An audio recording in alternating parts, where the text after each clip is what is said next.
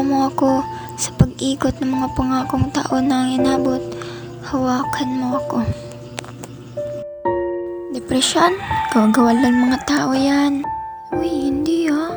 Mahirap kaya yan. Eyo. Wow.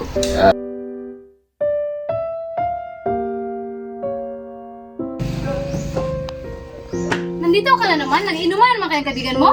Teka, kita mo nga nagiinuman dyan eh. Pwede ba maghanap ka ng trabaho para may makain na naman tayo? Palagi na lang ba ganito? Pagod na din ako eh. Ginawa ko naman lahat ah. Ba't ganito pa rin? Kapag usapang pamilya na, napapayuko na lang ako. Di dahil wala akong kwento, kundi karamihan sa mga alaala ko ay hindi masayang kwento. Iniisip ko kung bakit sa lugar na dapat salitanan, doon ko pa naramdaman ang pagiging mag-isa.